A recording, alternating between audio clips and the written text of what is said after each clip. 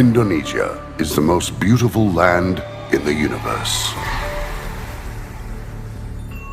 The land where we were born. The nation where we grew up. So many colors that live together in peace. With a million timeless treasures. With an abundance of natural wealth. Indonesia is not just wonderful. Indonesia is a wonderland. Sejarah telah membuktikan bahwa Pancasila tetap mempersatukan bangsa dan tidak tergantikan. Pancasila sungguh-sungguh mampu menjadi ideologi negara dan sumber seluruh tata tertib hukum, administrasi, dan kebudayaan. Sebelum ke materi pembahasan, yuk kita simak lagu berikut untuk membangkitkan semangat kita dalam belajar Pancasila. Bangun dan bukalah matamu, saatnya meraih mimpimu. Arahkan pandangan ke depan, Tuhan kan menuntunmu. Sadarilah masa berganti, tantangan kan kita hadapi. Bergandeng tangan untuk negeri, era kita menanti berseri. Kita belajar Pancasila, kita bernafas dalam sila-silanya. Kita belajar Pancasila, ayo kita jaga untuk Indonesia. Bersatu dalam perbedaan, berpegang tangan dan berlari. Singkirkan egomu, oh kawan, demi negeri ini. Jadilah generasi emas, cerdas berkarakter itu kita.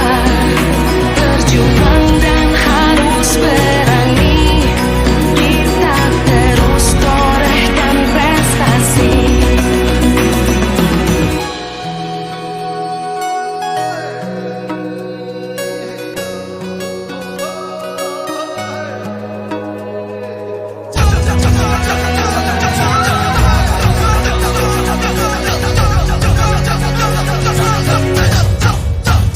Kita belajar Pancasila, kita bernafas dalam sila-silanya. Kita belajar Pancasila, ayo kita jaga untuk Indonesia. Kita belajar Pancasila, kita bernafas dalam sila-silanya. Kita belajar Pancasila, ayo kita jaga untuk Indonesia.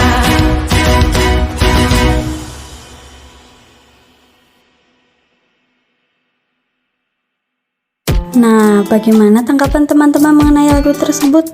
Pastinya semakin membangkitkan semangat dong dalam belajar Pancasila, dan tentunya supaya kalian tidak bosan dalam menonton video dari kelompok 6 ini. Oke, saatnya kita masuk ke topik pembahasan kita yuk, yaitu merumuskan masalah apa saja sih yang berhubungan dengan Pancasila sebagai ideologi negara. Yuk kita bahas. Ada banyak permasalahan di tanah air kita. Contohnya adalah tingkat kemiskinan yang semakin tinggi di Indonesia, radikalisme, dan banyak lagi contoh permasalahannya. Pancasila merupakan dasar bangsa Indonesia. Buat apa Pancasila ada jika masyarakatnya sendiri tidak memakai itu sebagai pedoman pada setiap individu? Pancasila sebaiknya tidak diucapkan saat melakukan upacara saja, namun perlu dipraktikkan dalam kehidupan bermasyarakat. Sudahkah kita sebagai warga negara Indonesia melakukan hal tersebut? Pancasila sebagai dasar negara adalah kehidupan bernegara. Ideologi dan dasar negara kita adalah Pancasila. Fungsi Pancasila sebagai dasar negara adalah menjadikan setiap tingkah laku dan setiap pengambilan keputusan para penyelenggara negara dan pelaksana pemerintah harus selalu berpedoman pada Pancasila dan tetap memegang teguh cita-cita moral bangsa. Contoh kasus-kasus yang pernah terjadi di Indonesia terkait sila-sila Pancasila. Yang pertama adalah ketuhanan yang Maha Esa, yaitu contoh masalahnya adalah terjadinya kasus teror bom yang mengatasnamakan suatu agama guna melukai atau mencelakai orang lain yang dianggap tidak sesuai dengan ajaran agama yang dianut dan melakukan pembenaran atas tindakan yang mereka lakukan atas nama agama tersebut. Analisis masalahnya, hal ini terjadi karena ada beberapa orang atau oknum yang berpikiran bahwa agama atau kepercayaan yang mereka anut mutlak kebenarannya dan agama atau kepercayaan yang lain dianggap salah dan untuk memuluskan tujuan khusus kepentingan kelompok tertentu dan tidak menerima dengan adanya keberagaman agama. Pada prinsipnya manusia sebagai makhluk yang ada di dunia ini seperti halnya makhluk lain diciptakan oleh penciptanya. Solusinya adalah ideologi bangsa Indonesia yaitu Pancasila. Warga negara Indonesia dengan sendirinya dijamin kebebasan untuk memeluk agama masing-masing. Sehubungan dengan agama itu perintah dari Tuhan dan merupakan sesuatu yang harus dilaksanakan oleh manusia sebagai makhluk yang diciptakan oleh Tuhan. Contoh masalah pada sila kedua adalah perilaku seks bebas di kalangan remaja atau biasa disebut dengan kumpul kebo dan juga kasus pelecehan terhadap orang lain. Suatu kasus pengingkaran pada sila kedua ini tampak pada semakin banyaknya pelecehan terhadap orang lain dalam keragaman permasalahan. Terserapnya perilaku seks bebas yang melanda generasi muda bangsa ini dalam setiap kesempatan adalah hasil pengaruh dari budaya yang telah membudaya di dalam masyarakat tanpa memperdulikan lagi sebab dan akibatnya. Pembangunan iman dan karakter yang mulai diajarkan dari pendidikan keluarga, dunia pendidikan serta lingkungan sekitar yang mempengaruhi perkembangan diri seseorang. Menguatkan landasan iman dan ketakwaan bisa meminimalisir penyimpangan ini terjadi. Rata-rata beberapa penyimpangan yang kita temukan di masyarakat itu berasal dari permasalahan keluarga. Permasalahan pada sila ketiga adalah perkelahian antar pemuda yang melibatkan dua kampung berbeda karena adanya pertikaian kecil karena salah satu pemuda memeras salah satu pemuda dan desa tetangga dan karena tidak mempunyai uang pemuda tersebut dipukuli. Pemuda tersebut bercerita pada kawannya di kampung, temannya tersebut tidak menerima kejadian tersebut sehingga kemudian membawa kelompoknya untuk menyerang dan membalas ke kampung pemuda yang memukuli sahabatnya dan merusak fasilitas umum dan motor. Analisis permasalahan. Kejadian ini menyalahi persatuan dan kesatuan Republik Indonesia. Gesekan dalam kehidupan karena adanya perbedaan merupakan hal yang wajar, namun disikapi dengan tidak bijaksana dan memaafkan untuk menjaga kedamaian, maka gesekan tersebut akan terasa semakin besar dan bisa menyebabkan kerusuhan yang melebar hingga meningkat menjadi perkelahian antar kampung yang merugikan semua orang. Solusi untuk masalah ini yaitu perlu untuk pemulihan kesadaran dari makna sila ketiga, yaitu persatuan Indonesia dalam pribadi masyarakat Indonesia, agar masyarakat Indonesia menyadari betapa pentingnya persatuan dalam suatu kehidupan berbangsa dan bernegara demi tetap menjaga persatuan. Pemahaman-pemahaman ini sangat perlu untuk diterapkan sejak di bangku sekolah. Contoh kasus terkait sila keempat. Pengangkatan menteri-menteri yang tidak sesuai dengan bidang yang mereka tekuni. Contohnya pengangkatan Menteri Pemuda dan Olahraga yang diangkat dari bidang telematika yang belum memiliki rekor kerja dalam pemahaman pemuda dan olahraga dan hanya karena dia masuk pada jajaran partai pemenang pemilu. Analisis masalah. Banyaknya keputusan dari penyelenggara negara yang tidak berpihak pada kepentingan orang banyak, tetapi lebih berpihak pada kepentingan kelompok atau partai pemenang pemilu.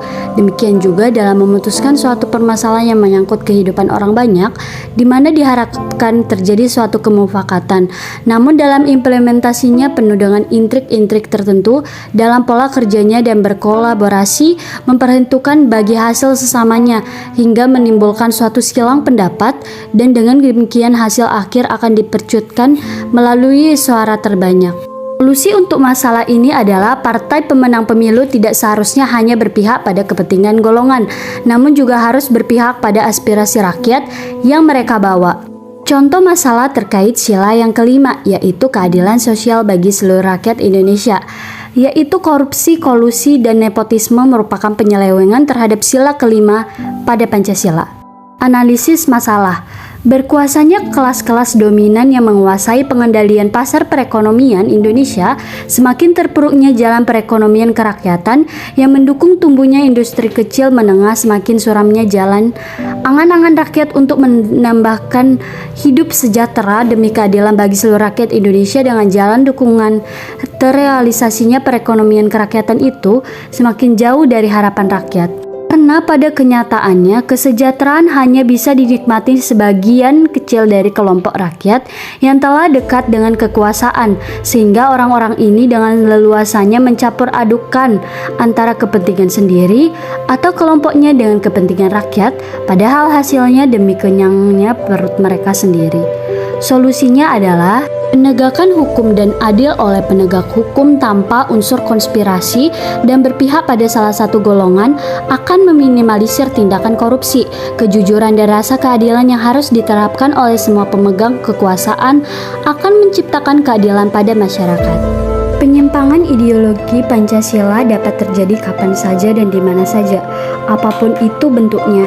Kali ini kelompok kami akan mengangkat kasus mengenai kasus pelecehan seksual di Universitas Riau. Pelecehan seksual adalah salah satu bentuk penyimpangan ideologi Pancasila yang ada, karena pelecehan seksual adalah pelanggaran hak asasi manusia, dan hal ini juga termasuk pelanggaran sila yang terkandung pada Pancasila, yaitu sila kedua yang berbunyi kemanusiaan yang adil dan beradab, dan juga sila kelima Pancasila yang berbunyi keadilan sosial bagi seluruh rakyat Indonesia.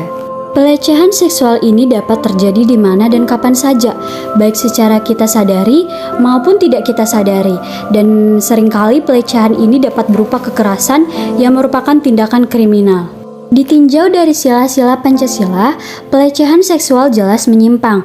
Jika dikaitkan dengan sila 1 yang berbunyi ketuhanan yang Maha Esa, pelecehan seksual justru malah mengingkari ajaran-ajaran ketuhanan. Dan jika dikaitkan dengan sila kedua yang berbunyi kemanusiaan yang adil dan beradab, pelecehan seksual nyatanya menunjukkan ketidakberadaban pelaku terhadap korban. Pelecehan seksual juga menyimpang dari nilai-nilai sila kelima Pancasila yang berbunyi keadilan sosial bagi seluruh rakyat Indonesia. Pelecehan seksual merupakan bukti-bukti nyata adanya degradasi moral pada diri pelaku, di mana pelaku tidak lagi mematuhi tatanan hidup dalam bermasyarakat yang seharusnya berpedoman pada nilai-nilai dan norma-norma yang sampai saat ini masih diberlakukan dalam masyarakat. Perbuatan merugikan orang lain sehingga menyebabkan ketidaknyamanan dan ketidakamanan sudah barang tentu menyalahi peraturan-peraturan yang tertuang dalam perundang-undangan ataupun tidak, dan tetap harus dikenai sanksi. Dugaan pelecehan seksual ini. Namun, sesuai Peraturan Menteri Pendidikan Kebudayaan Riset dan Teknologi Nomor 30 Tahun 2021, mahasiswa, dosen, atau pejabat kampus yang terindikasi melakukan kekerasan seksual terancam pemecatan. Hubungan Internasional Visip Unri Angkatan 2018 yang mengalami. Sementara itu, Saudara, Ketua Badan Eksekutif Mahasiswa Unri, Kaharudin, mengecam keras tindakan pelecehan seksual di lingkungan kampus.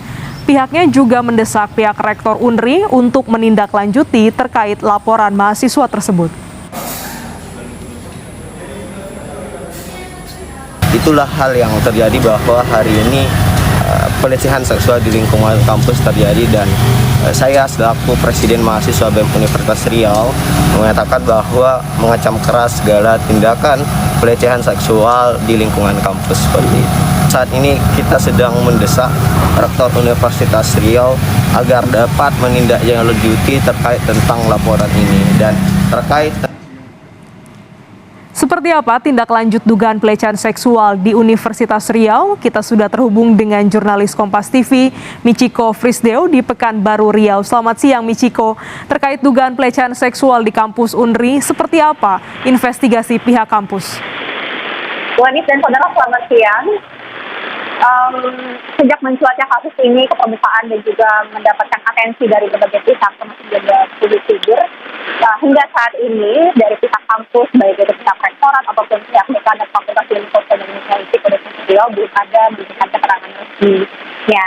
Dan saudara, selain itu dikabarkan nanti jam 1 siang, sekitar setengah jam dari sekarang, akan ada aksi solidaritas dari mahasiswa yang mengecam tindakan ini, di mana berdasarkan rilis yang dikeluarkan oleh mereka ada beberapa tuntutan. Berdasarkan catatan saya ada 5 tuntutan, seperti yang pertama meminta pelaku untuk mengakui tindakannya, lalu kedua meminta pelaku untuk minta maaf kepada korban dan keluarganya. Yang ketiga adalah tidak menghambat kegiatan perkuliahan atau akademi korban. Yang keempat meminta pelaku untuk memfasilitasi korban atas beban mental yang dialami korban. Dan yang kelima adalah tuntutannya pelaku menerima semua sanksi yang akan diterimanya nanti dari pihak rektor. Tapi hingga saat ini karena situasi kampus juga tampak masih hujan lebat, belum ada kami melihat kelompok massa yang sudah berkumpul merujuk dengan kegiatan yang akan direncanakan jam 1 siang ini nanti. Rencananya jam 1 siang akan ada aksi solidaritas oleh mahasiswa. Namun apakah juga korban sudah membuat laporan kepada pihak berwajib? Informasi yang kami dapatkan dari Presiden Mahasiswa BEM Universitas Riau, memang ada rencana untuk membuat laporan. Tapi hingga saat ini kami masih menunggu informasi bagaimana keterangan lanjutnya, proses lanjutannya. Dan dari rilis yang dikeluarkan oleh himpunan mahasiswa Hubungan Internasional Universitas Riau, saat ini korban tengah mendapatkan pendampingan ataupun advokasi secara khusus dari pihak himpunan mahasiswa jurusan mereka, dan juga mereka saat ini tengah membangun komunikasi ke pihak pusat yang dianggap dapat memberikan bantuan secara hukum.